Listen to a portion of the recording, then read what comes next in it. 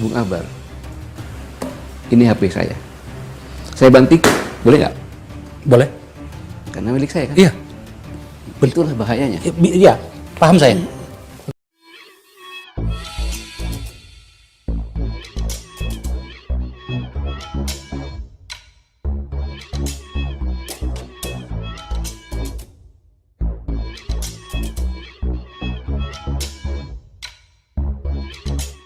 Tonton video ini sampai selesai agar Anda tidak gagal paham.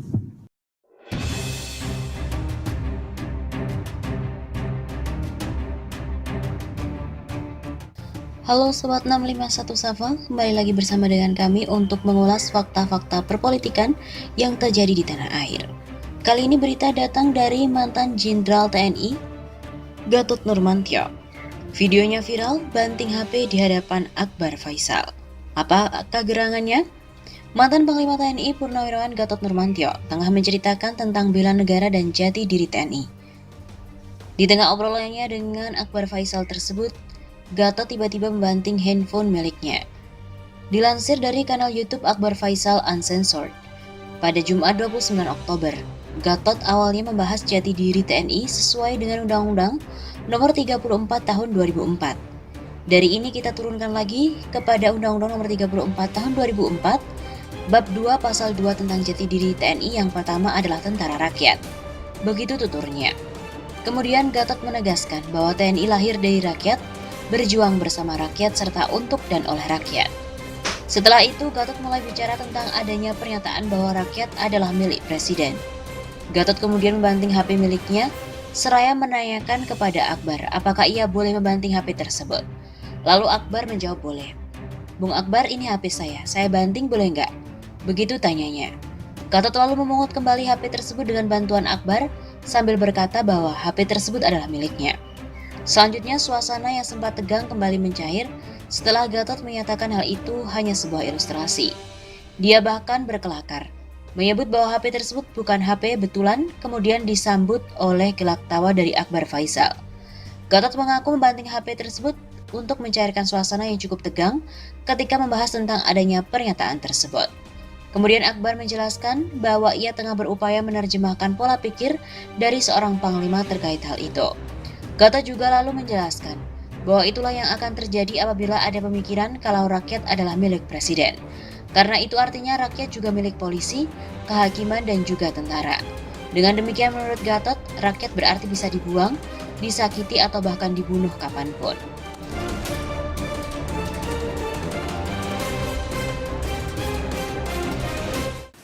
Ada hal yang penting, Bung, yang menyatakan bahwa rakyat adalah milik presiden. Adalah milik presiden. Bung Akbar, ini HP saya. Saya banting, boleh nggak? Boleh. Karena milik saya kan? Iya. Itulah bahayanya. Iya, paham saya. Oke. Itulah yang terjadi. Karena berpikir bahwa rakyat milik presiden. Berarti rakyat juga milik polisi, rakyat juga milik kehakiman, rakyat juga milik tentara. Oke. Berarti kapanpun dibuang, mau disakiti, mau dibunuh, tanahnya mau diremas, itu rakyat.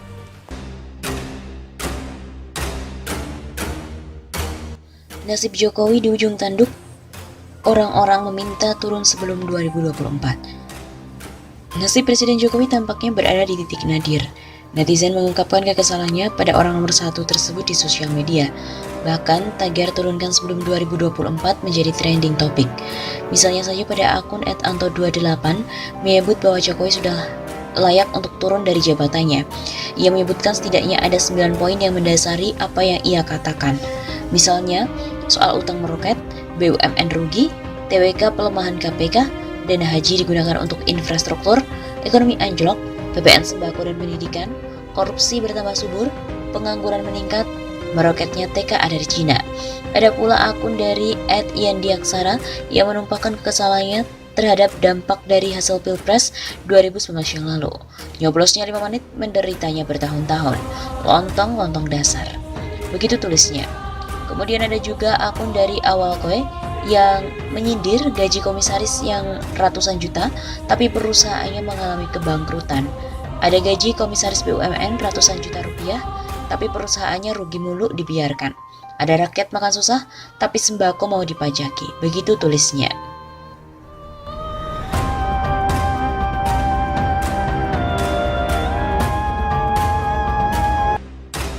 Selama 23 tahun reformasi, rakyat sengsara, penguasa berpesta. Loh, kok bisa? Perlu mengumpulkan data untuk membuat kesimpulan tadi. 23 tahun reformasi telah berlalu, rakyat masih sengsara tetapi penguasa terus berpesta. Rakyat menangis di tengah wajah kuasa yang terlihat bengis. Mungkin ada yang terhenyak dengan narasi itu. Bahkan mungkin merespon dengan sentimen, menyerang personal dan nyinyir.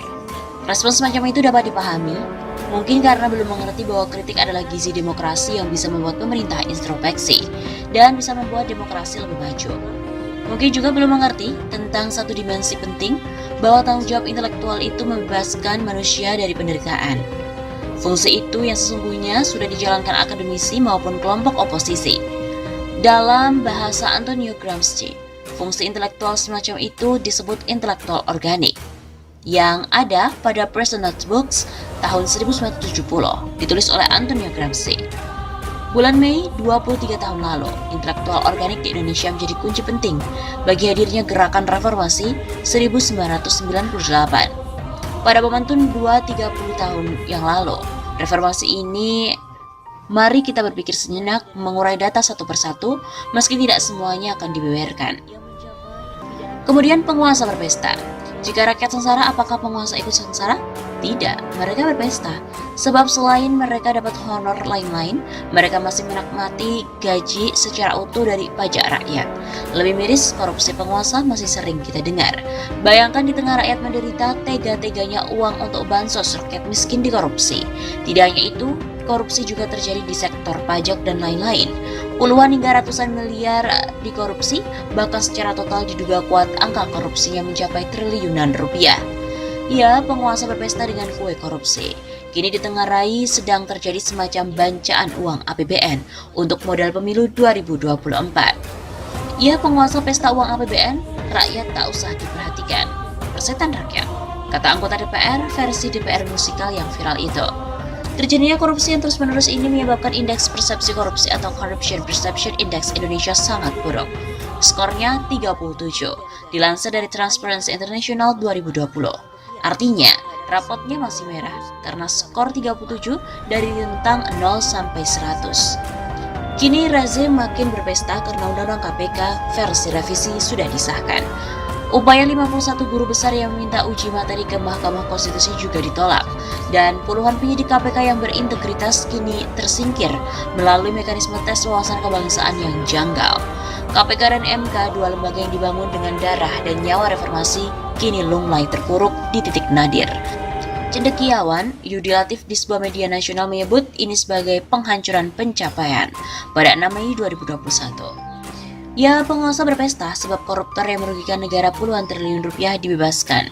Itu permulaan, sangat mungkin akan ada SP3 berikutnya. Para penguasa bisa berkesimpulan, korupsi tidak apa-apa, nanti juga bisa di SP3. Itu narasi pesta para penguasa. Miris dan juga menyakitkan. Agenda reformasi untuk memberantas korupsi makin hancur lebur. Mereka berpesta di tengah remuknya harapan rakyat. Berpesta di tengah rakyat sengsara.